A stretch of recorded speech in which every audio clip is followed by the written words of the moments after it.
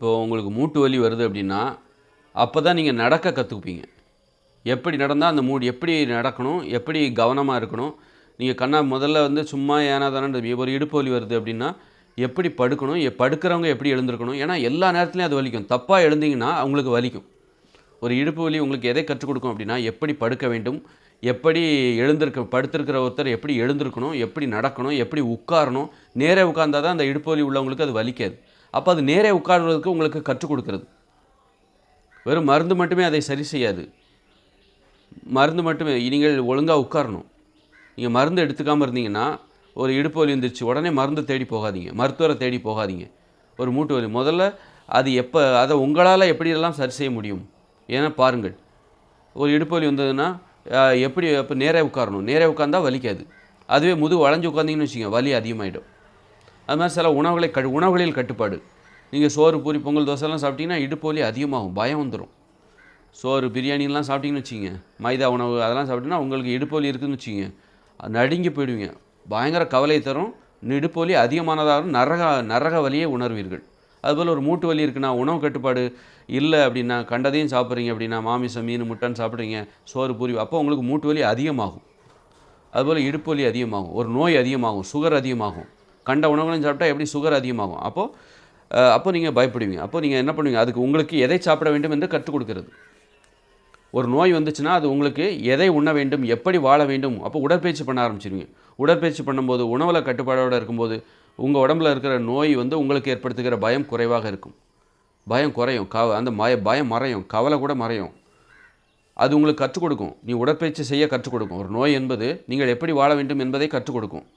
அதனால் மருத்துவத்தை உடனே ஓடாதீங்க. மருந்துகளை சாப்பிட்டீங்கன்னா இது எதையுமே பண்ண மாட்டீங்க.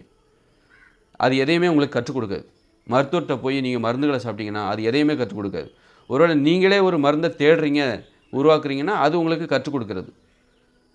அது ஏன்னா அதுக்காக நீங்கள் முயற்சி பண்ணுறீங்க, அதை உணர்றீங்க, இது பண்ணலாம். நீங்களாகவே ஒரு மருந்தை தயாரித்து சாப்பிட்டு பார்க்குறீர்கள், அது நன்மை தரும். ஆனால் நீங்கள் மருத்துவர்கிட்ட இன்னொருத்தட்ட போகிறீங்க பாருங்கள், உங்கள் பிரச்சனையை இன்னொருத்தட்ட விடுறீங்கல்ல, அது உங்களுக்கு சோம்பேறித்தனத்தை ஏற்படுத்தும். நீங்கள் உடற்பயிற்சி பண்ண மாட்டீங்க. ஒரு நோயினால் நீங்கள் மருந்து சாப்பிட்டீங்கன்னா உங்களுக்கு வந்து அதுவும் ஒரு மருத்துவரை தேடி போய் அவர் கொடுக்குற மருந்தை நீங்கள் சாப்பிட்டால் உங்கள் பிரச்சனையை அவர்கிட்ட விட்டுட்டீங்க. உங்கள் கவலைகளை, உங்கள் பயத்தை அவர்கிட்ட விட்டுட்டீங்க. அவரை நம்புறீங்க, அவர் நமக்கு நல்லது செய்வார் நம்பி அவரை கண்மூடித்தனமாக நம்புறீங்க. அதுக்கப்புறம் என்ன பண்ணுவீங்க, எதை செஞ்சாலும் அவர்கிட்ட தான் கேட்பீங்க. நான் உடற்பயிற்சி செய்யலாமா, நான் சோறு சாப்பிடலாமா டாக்டர், இப்படி நீங்களாக எதையுமே முடிவெடுக்க மாட்டீங்க. அதனாலே நீங்கள் எதையுமே வந்து ஒரு உடற்பயிற்சி செய்ய மாட்டீங்க. மருந்துகளை சாப்பிட்றவங்க உடற்பயிற்சி செய்ய மாட்டாங்க பெரும்பாலும். சோம்பேறியாக இருப்பாங்க, மெத்தனமாக இருப்பாங்க, ஒரு உணவு கட்டுப்பாடு கடைபிடிச்சிக்கவே மாட்டாங்க. அதுவே நீங்களே அந்த ஒரு மருந்தை உருவாக்குகிறீர்கள், இதை சாப்பிட்டால் நல்லாயிருக்கும், நீங்களே தேடி போய் 4 பேர் சொல்கிற விதத்தெல்லாம் கேள்விப்பட்டு நீங்களே ஒரு மருந்தை உருவாக்குறீங்கன்னா அது உங்களுக்கு நன்மை தரும். மருந்து பாருங்கள், பிறர் உருவாக்கி தருகிற, பிறர் கொடுக்குற மருந்து நீங்கள் தேடாமல் பிறரை நம்பி பிறர் கொடுக்குற மருந்தை சாப்பிட்டால் அது உங்களுக்கு சோம்பேறித்தனத்தை ஏற்படுத்தும். அதுவே அதே மருந்தை நீங்கள் தேடுறீங்க அப்படின்னா அது உங்களுக்கு நன்மையை தரும்.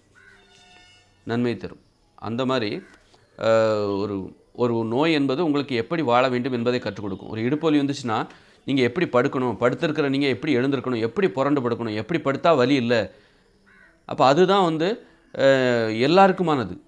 அந்த இடுப்பு வலி இல்லாதவர்கள் கூட இடுப்பு வலியால் அவதிப்படுகிறவர்களிடமிருந்து பாடம் கற்றுக்கொள்ள வேண்டும். இடுப்பு வலி நமக்கு வரக்கூடாது, அவர் இடுப்பு வலியால் அவதிப்படுகிறார், அவரிடம் போய் கேட்டால் நமக்கு இடுப்பு வலி வராமல் இருப்பதற்கான வழியை அவர் கூறுவார். எழுந்திருக்கும்போது ஒரு சைடாக எழுந்திரிச்சு எழுந்திருக்கணும், அப்படியே எழுந்திருக்கக்கூடாது, ஒரு சைடாக கையை ஊன்றி கொண்டு எழுந்திருக்க வேண்டும். அது மாதிரி படுக்கும்போது கூட கால் மூட்டுகளால் அவதிப்படுகிறவர்களால் புரண்டு படுக்க முடியாது.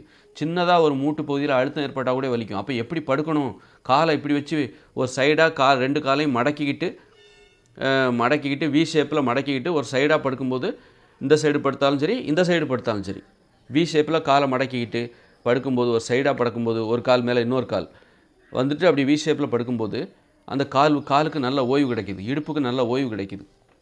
இதெல்லாம் அந்த இடுப்பு. அப்போ இது எல்லாருக்குமான போடணும். யாருக்கெல்லாம் மூட்டு வலி இல்லையோ அவங்க கூட இதை ஃபாலோ பண்ணணும். அப்போ தான் அவங்களுக்கு மூட்டு வலி வராது. அதனால் இந்த நோய் என்பது எப்படி வாழ வேண்டும் என்பதை எல்லோருக்குமே கற்றுக் கொடுக்கிறது. அதனால் நோயினால் பாதிக்கப்பட்டவங்கள நீங்கள் வந்து இளக்காரமாக நினைக்காதீங்க, ஒதுக்காதீங்க. அவர்கள் இந்த உலகிற்கு வழிகாட்டுகிறவர்கள். அதே நேரத்தில் அவங்க மருத்துவரை தேடி போகிறாங்கன்னு வச்சுக்கோங்க, மருத்துவர் கொடுக்குறத மட்டுமே செய்கிறாங்க அப்படின்னா தனது சுமையை, கவலையை, பயத்தை மருத்துவரிடம் இறக்கி விட்டார்கள். அவங்க மெத்தனமாக இருப்பாங்க. கண்மூடித்தனமாக மருத்துவரை நம்பி சோம்பேறியாக இருப்பாங்க. அவர்களை நீங்கள் பின்பற்றாதீங்க. அவங்க இந்த உலகத்துக்கு எதையும் சொல்ல மாட்டாங்க. சொல்வதற்கான